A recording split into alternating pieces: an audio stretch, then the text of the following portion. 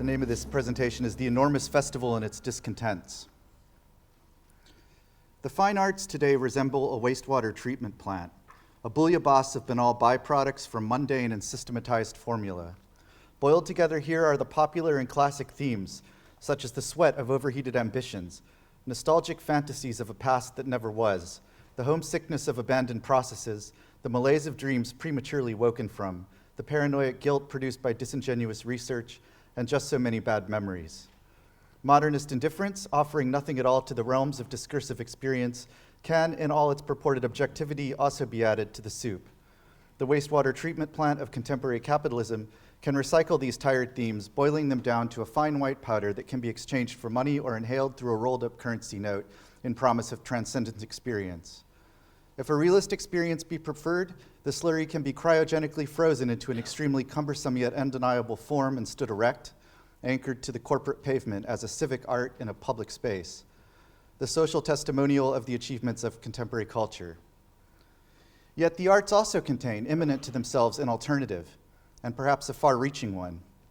One way to illustrate this is the turn enacted by Marcel Duchamp's ready-mades from a perspective other than that which they are increasingly becoming canonically presented.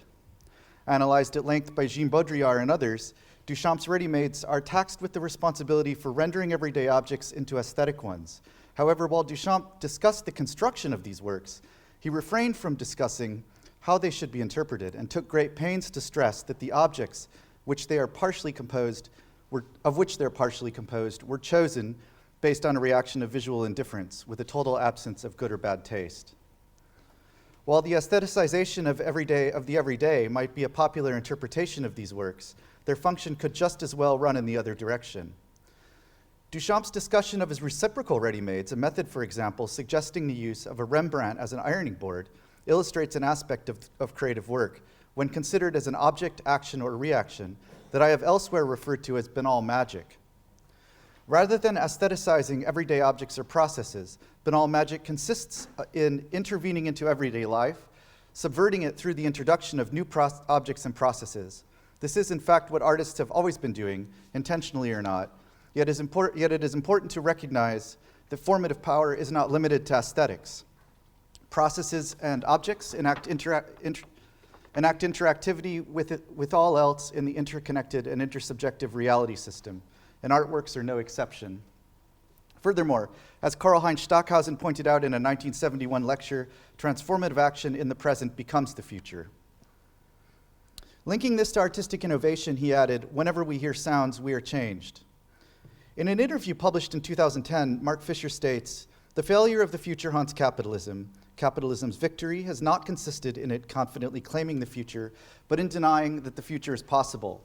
All we can expect, what we have been led to believe, is more of the same, but on higher resolution screens with faster connections. Hauntology, I think, expresses dissatisfaction with this foreclosure of the future." He claims in the same interview, "It's necessary to go all the way through post-Fordism to keep looking ahead, especially at times when there seems to be nothing ahead of us." Fisher points to capitalism's ability to objectify the future before it occurs, a process of productivization of becoming. The practice I propose moves in the other direction, liquefying the objective to highlight the ongoing creative flux of the material present, the environment we immediately share. There's no need to go all the way through post-Fordism to seek new means to new experiences. Before looking into tactics offered by the constructive potential immanent to the arts, I'll sketch the field of circumstances and power structures in play in this field, of which I'm a participant. I'll therefore leave the wastewater treatment plants and fountain-inspired metaphors to discuss an allegory which derives a macroscopic model of the creative economy under capitalist realism from the dynamics of large-scale music festivals, presenting it as an interconnected aggregate of galleries, festivals, venues, educational institutions, promoters, advertisers, artists, technicians, audience, and even community members who think they have nothing to do with any of this. A financially interconnected tangle of semi-autonomous entities, the festival economy can be upcycled as a model for the creative annex of contemporary capitalism 2020, the enormous festival, TEF from here on out. Taking its name from the dynamics of large-scale arts festivals, TEF lightly maps a profit-driven and Hayek-influenced vision of self-organized catalexy onto contemporary creative economies, the head of which, if there is a head, may not even be human. TEF does not seek to describe any particular festival or exhibition space, but rather abstracts a generalized model from observation and analysis. Beyond actual venues like festivals and exhibition processes, the diffuse body of TEF resembles mycelia, the vegetative part of a fungal colony that stretches out in search of nutrients, occasionally becoming visible to a passing audience through its aggregation into a slime mold, or flowering forth as a mushroom full of spores for spreading.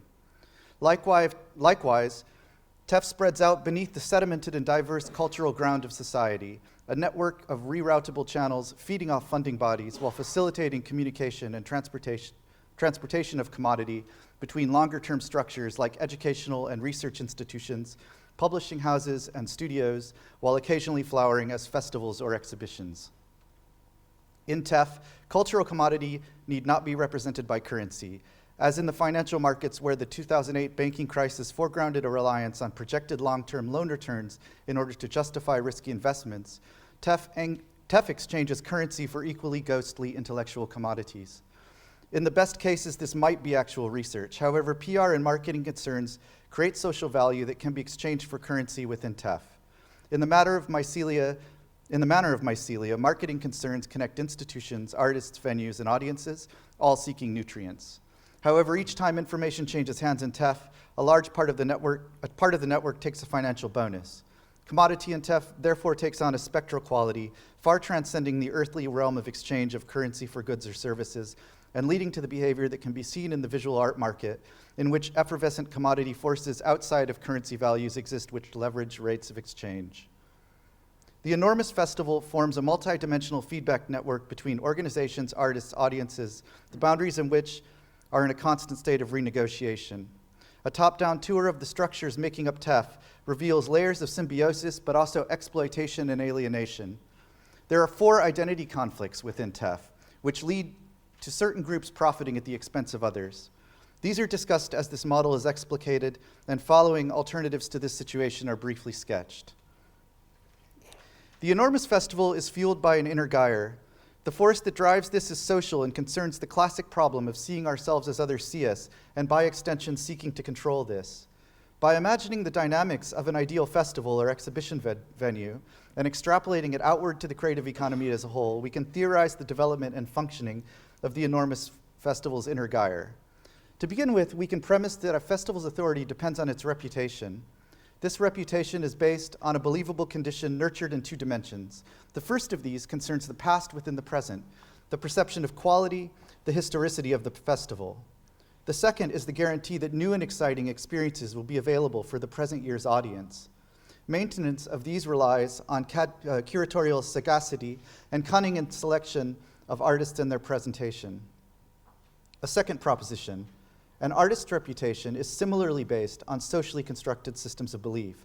This likewise rests on a historicity which narrates dependability. The artist in question will present something of quality based on prior experience. For the audience, this prior experience is often framed within the context of other festivals similar to the one in question. Audiences will buy tickets depending on the festival's reputation. The festival's reputation also depends on ticket sales. To summarize, the reputation and therefore social value quantified as ticket sales of a festival is based on the constituent artist's ability to command a perception of relevance. Meanwhile, the perception of quality and relevance of the work of the artist in question, their value, depends on the work being presented in venues already socially sanctioned according to the criteria just discussed. The value of each is commingled with the other. While this situation is already quite florid, complexity and graft both increase once marketing enters the picture. After all, a quick way to command a perception of quality and therefore social relevance is to fabricate a long and dependable history of quality, even if this is fictitious. Such fiction is entirely common practice in consumer engineering. Furthermore, in advertising strategies for everything from oats to insurance, allure can be induced or entrained in people simply by creating the image that others are attracted to the product of concern. People may be treated the same way as oats, and both individual and artists and festivals take advantage of this.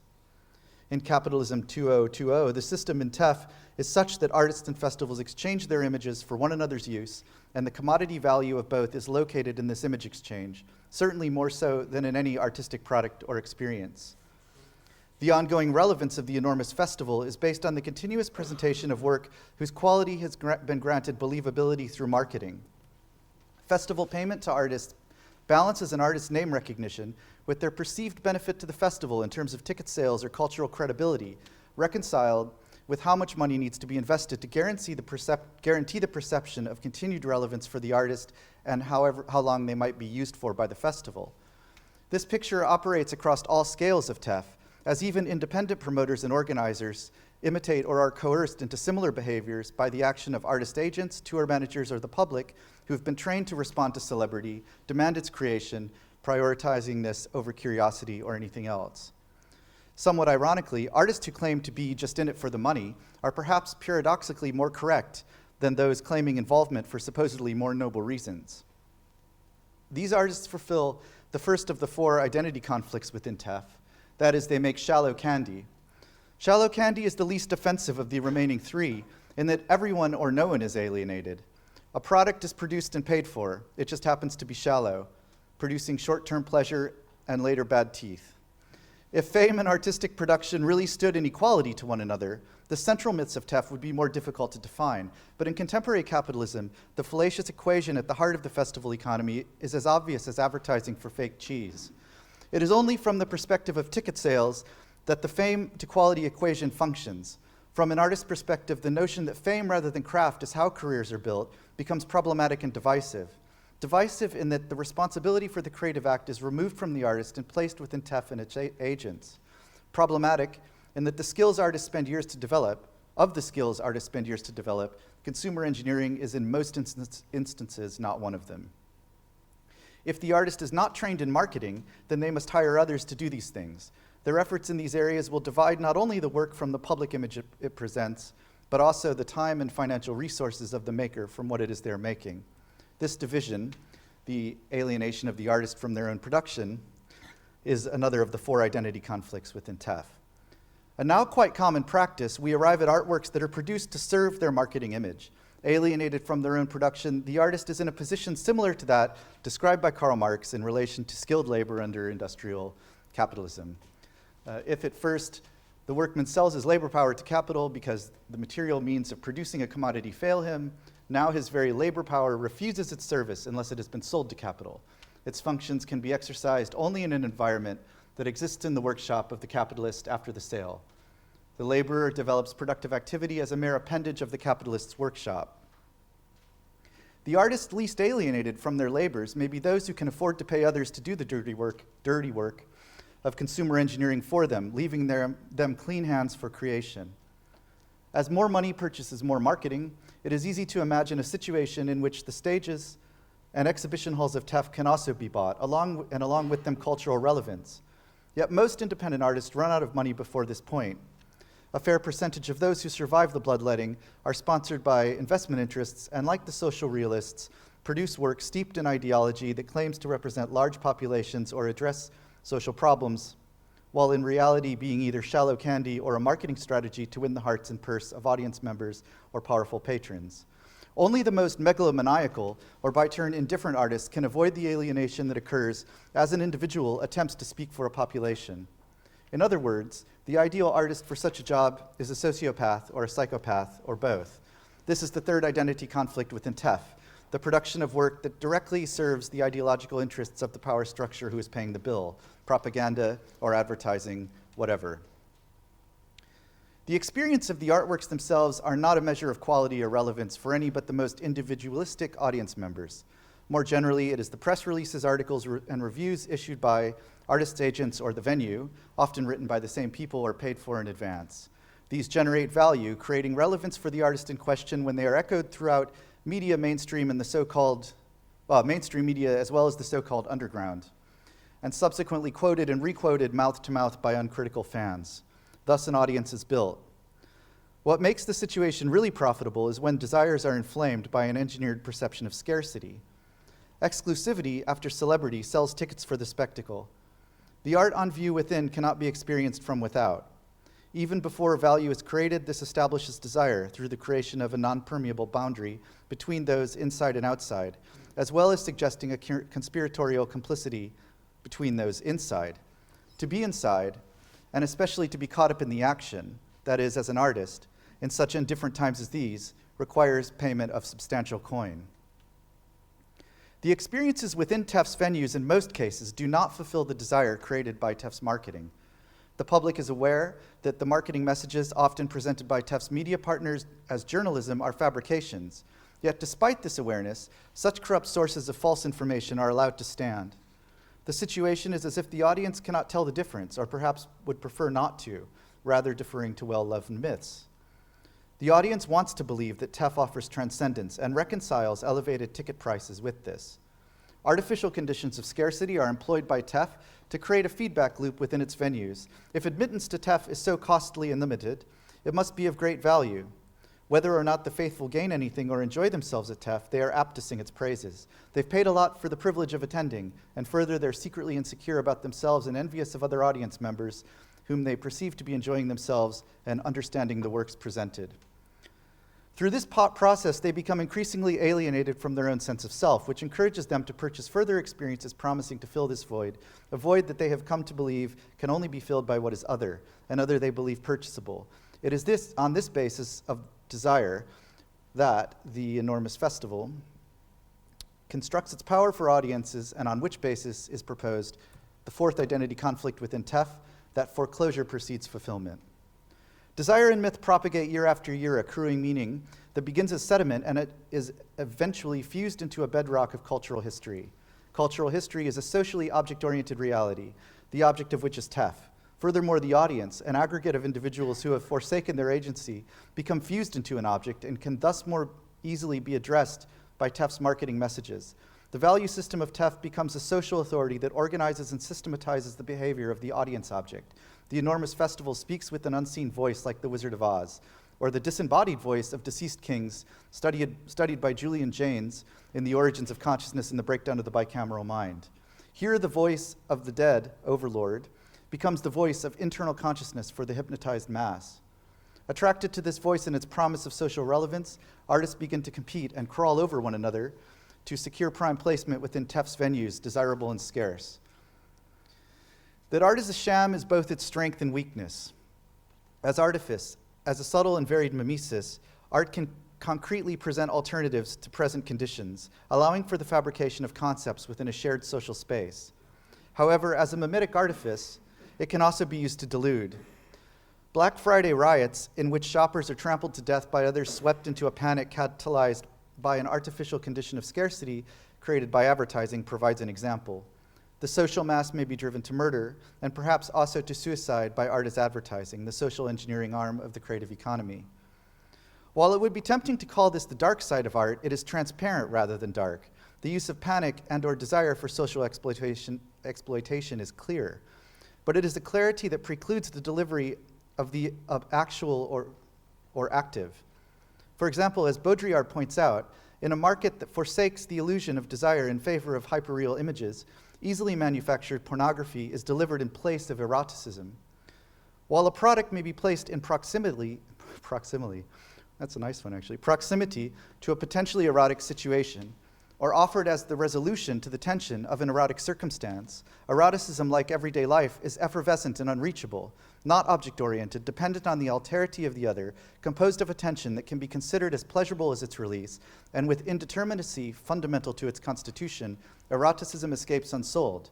Nevertheless, it is desire which TEF inflames, and on which basis it sells, and sells many times, the identical product. The exchange of desire between component parts contributing to the creation of profit. To paraphrase another of Baudrillard's examples, that of a person whispering a question into another's ear at an orgy. What are you doing after the orgy, they ask. TEF is whispering to us, what are you doing after the spectacle? But as in Baudrillard's example, there is no after. We remain to wait in line for further disappointment. While a great show is made of keeping the paying audience members apart from the paid artists, this division is not so absolute as it first appears. All the standard structures that separate artist and audience are there: the stage, the rows of chairs locked together for safety, the exclusion zones reserved for audience members who are to be seen and envied by other audience members. However, some parts of this body are permeable or apparently permeable.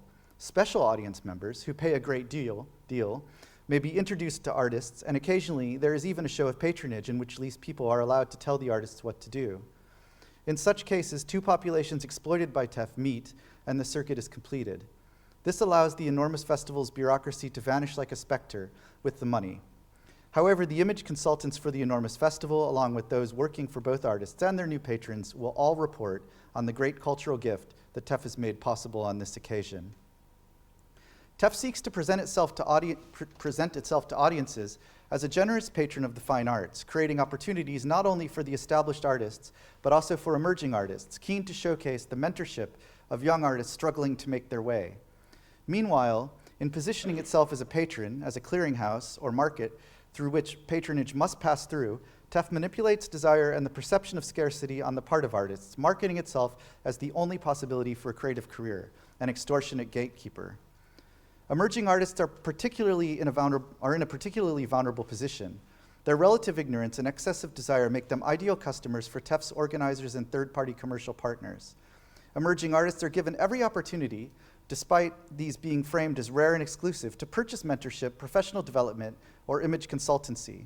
A few are selected as sponsors of these programs, and these artists are mentored for their professional development while simultaneously inflaming the desire of the rest of their peer group who seek to compensate for the oversight and their not being chosen by paying for agency where they can afford it. Having young faces around, doing a little work for free, even performing a bit helps the enormous festival solidify the perception of being a grassroots community-minded organization at no added cost. Emerging artists are at the entry level of the cultural myths that TEF both depends on and acts as a mouthpiece for. Artists realize that the power TEF has to create value for their work, to make their careers, and so they are willing to work for free in the naive belief that the enormous festival is interested in them as artists and as individuals. This is narrated as sustainability and an educational initiative, and is used by TEF as a justification for more public money to flow into itself. While participants are chosen on the basis of class, familial relation to board members, or because something about how they look will enhance TEF's political profile. Thus, the future of potential artists of the upcoming generation are exploited. At the same time, audiences are exploited, as well as local governance and cultural funding bodies wherever the enormous festival materializes itself. Fortunately, there are alternatives. And 5 points of resistance can be found in working contrary to the 4 identity conflicts discussed previously. The production of the environment. The first point of resistance is the production of realism rather than capitalist realism. Artists need not behave like Stalin, who Mark Fisher points out in, I'm not going to read the whole title of Kritna every time I say it, I'm just going to say Kritna, because otherwise we're going to be here all day. Hit targets with pseudo-events. Nor do artists need to produce propaganda for the benefit of those holding the purse strings or doling out the abandoned shop fronts. When artists produce things, set processes in motion, even when these are fictitious, they are nevertheless as much a part of the environment as everything else. Anthropologist Tim Ingold, in The Perception of the Environment from 2011, just after Kritna was published, redefines products as processes of people in an environment, co-created by these interactions. Products and environments emerge simultaneously and procedurally around the work of people in a place. Artists build the reality they need. TEF adopts meta-narratives to take power from artists and sell it back to them. Francois Lyotard, in The Postmodern Condition, refers to the problem of legitimation of scientific knowledge. Applying this to the arts, the question may be framed, what practices are legitimate and why? The attendant meta-narratives concern control of notions of progress in history and relevance in the present. In TEF relevance, the legitimation of knowledge by power accrues in relation to capital. However, the arts, in their creative ontology, propose legitimation by parology, Lyotard's term for paradigm-shifting practice. Looking at Friedrich Jameson's introduction to Lyotard's essay, we can replace his word science with art and Newtonian with classical. In doing so, we end up with legitimation becomes visible as a problem and an object of study only at the point that it is called into question. It would seem rather less important to decide whether those theories imply that we are now in a position to think or conceptualize art in a different way from the classical period, or on the contrary, that we now actually do art in a different way. At any rate, this break is now an aesthetic one, although it has relatively immediate philosophical and ideological analogs. I'm referring to the so-called crisis of representation, in which an essentially realistic epistemology, which conceives of representation as the reproduction for subjectivity of an objectivity that lies outside it, projects a mirror theory of knowledge and art. We are again in the Duchamp-infested waters where we began. A function of representationalism makes an entity more, not less real. Artists produce the actual, whether or not this is also representational. Denial of meta-narratives as to the history of progress and the removal of the tissue of public relations pseudo-events from the pipes of the present would significantly curtail the need of celebrity and the power of institutions to produce it. When a significant population chooses to enact this, markets will return lower profits to TEF, forcing the spectacle to change form. As recent president of the Mount Pelerin Society, Kenneth Minogue, wrote, there is in capitalism little room for the activities of the solitary thinker, the detached poet, or the lofty artist. Minogue intends the terms solitary, detached, and lofty to imply an individual who is disconnected, not productive for society, as they would not be for TEF. Alienated from one's labor,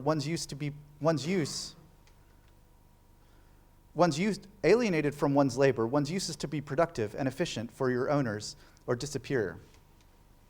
This also parallels another thing that Lyotard said in the postmodern condition. The decision makers attempt to manage these clouds of sociality according to input-output matrices, following a logic which implies that their elements are commensurable and that the whole is determinable. They allocate our lives for the growth of power. The legitimation of that power is based on optimizing the system's performance efficiency. The application of this criterion necessarily entitles a certain level of terror, whether soft or hard, be operational, that is commensurable, or disappear. A second way out of capitalist realism and TEF is a reorientation of work towards forms of value other than capital. While concepts like shelter have immediate value, more abstract notions like education also have values not easily productizable, though some try. A focus on non-commodity aspects of these values alters the reason one works to attain them or produce them. The alienating rift between producer and work is healed. Healing this rift allows for the appreciation of skill, highly praised by Ingold in Perception of the Environment, as a key component of ecological psychology. Skilled individuals interacting in the environment define what Ingold refers to by the Heideggerian-influenced perspective that he calls dwelling, in which the immersion of the organism person in an environment or life world is an inescapable condition of existence. This is opposed to his building model, which superimposes beings onto an environment where meaning is fixed ahead of time. Skill for Ingold is embodied knowledge, and the body that contains it, as discussed by Maurice Merleau-Ponty in his essay I and Mind, is a body inseparable from the environment, the consciousness of the environment.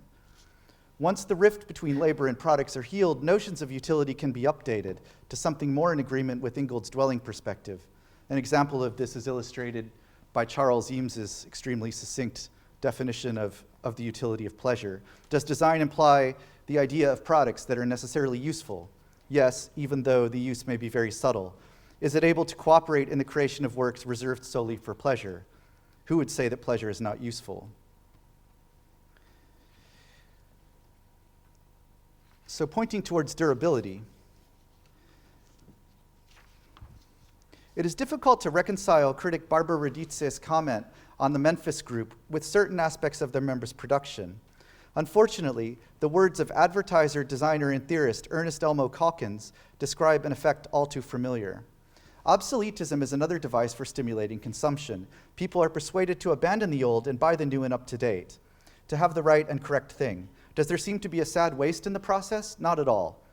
Wearing things out does not produce prosperity. Distribution once meant merely getting the goods stocked in the retail store. Today, our thinking has advanced to the point where by distribution, we actually mean into the hands of consumers. But even this is too static for this rapid-paced age. Are the consumers consuming fast enough? Goods fall into two classes: those that we use, such as motor cars and safety razors, and those that we use up, such as toothpaste and soda biscuit. Consumer engineering must see to it that we use up the kind of goods we merely use. Would any change in the habits of people speed up their consumption? Can they be displaced by newer models? Consumer engineering does not end until we consume all. Capitalist realism and its art auxiliary thrive. That was from 1932, by the way. Capitalist realism and its art auxiliary thrive on disposability and celebrity. People and concepts are used up. As in tabloid journalism, TEF needs new and exciting headliners, and these must be constantly refreshed. An artist in this position is given their run as long as fortune and money hold out, and then they are dropped until they can be revived for profit later. People are objectified, and the work is productified, and little attention to skill, quality, and certainly not values like durability. Designer William Morris in 1877 expressed contrary sentiments. As greed of unfair gain, wanting to be paid for what we have not earned, cumbers our path with this tangle of bad work, of sham work, so the heaped up money of which this greed has bought up has raised up against the arts a barrier of the love of luxury and show, which is of all obvious hindrances the worst to overpass, by means of which may be called no prettier name than fraud. England of late has too much been busied with the counting house and not enough with the workshop. Artists have been officially divided by TEF, convinced that its myths and meta-narratives were a reality to which there was no alternative. We have alienated ourselves from ourselves, our work, from ourselves and our work. Nevertheless, it is absolutely possible to view what we are doing as artists as a collective activity, and without losing any of our individual identity in the process. We bring our work into being as we bring our society into being, that is, through the relations to and around it. This relation is one of pluralism. In contrast to this, TEF frames a singular competitive vision. TEF sells the passes, tools, and rules of the competition it has established as the only game in town. How much one can pay often determines how far one can rise. Rejecting the competitive strategies based on the artificial scarcity of TEF offers innovative possibilities to the creative thinker. In Critical Path from 1981, R. Buckminster Fuller provides an in-depth analysis that suggests that if conditions of artificial scarcity were abandoned, abundance would be such that homelessness and work might simultaneously be eradicated. Mark Fisher, in Exiting the Vampire Castle from 2013, states, "The vampire's castle feeds on the energy and anxieties of vulnerabilities of young students, but most of all, it lives by converting the suffering of particular groups, the more marginal the better, into academic capital." To the right wing, unified by a quest for impossibility of ever increased profit at any cost, the left continues to present a fractured front. Fisher calls on the left to unify. It seems like a forbidding and daunting task, but we can start to engage in many prefigurative activities right now. Actually, such activities would go beyond prefiguration. They would start a virtuous cycle, a self-fulfilling prophecy in which bourgeois models of subjectivity are dismantled and a new universality starts to build itself. We need to learn or relearn how to build comradeship and solidarity instead of doing capital's work for it by condemning and abusing one another. This doesn't mean, of course, that we must always agree. On the contrary, we must create conditions where disagreement can take place without fear of exclusion and excommunication. Artists must actively resist TEF, but the form this resistance could take already fills volumes. In Kritna, Fisher writes of vices of the left that include the endless rehearsal of historical narratives and a certain romantic attachment to the politics of failure. Following a line of thought of Friedrich Jameson, he points to radical artistic innovations that lose their power when absorbed into advertising, the ability of recent capitalism to pre-corporate radical ideas and tactics through the preemptive formatting and shaping of desires, aspirations, and hopes by capitalist culture. For instance, the establishment of settled alternative or independent cultural zones which endlessly repeat older gestures of rebellion and contestation as if for the first time. Alternative and independent do not designate something outside of mainstream culture, rather they are within the mainstream. In the 10 years since Kritna, this has certainly increased. However, he also advocates a form of resistance that seems quite practical and in fact productive. Paraphrasing Alain Badaud, that an effective anti-capitalism must be a rival to capital, as you pointed out earlier, not a reaction to it, must oppose capitalist globalization with its own authentic universality. Fisher points out that capitalist realism can only be threatened when it is shown to be inconsistent. Like TEF, at such points it lacks realism. One place in which such realism is lacking is the casual yet Kafkaesque managerial and espionage network in which most of us work, that calls to mind Marcel Foucault's description of the 18th century panopticon prisons in his 1975 book, Discipline and Punish. In the panopticon, everyone can see everyone else, and so a situation of relative self-policing is enforced by mutual surveillance. He who is subject to a field of visibility, Foucault writes, and who knows it, assumes the responsibility for the constraints of power. He makes them play spontaneously upon himself. He inscribes in himself the power relation in which he simultaneously plays both roles. He becomes the principle of his own subjection. Fisher argues that, although a redefinition of work not entirely dissimilar to that I have advocated for previously, through a redefinition of work not entirely dissimilar to that I have advocated for previously, both the failed promise of capitalist realism to reduce bureaucracy and the increasing bloat of managerial espionage oversight can be done away with. The left should argue that it can deliver what neoliberalism signally failed to do, a massive reduction of bureaucracy. What is needed is a new struggle over work, who controls it, an assertion of worker autonomy, as opposed to control by management, together with a rejection of certain kinds of labor, such as excessive auditing, which has become so central a feature of work within post-Fordism.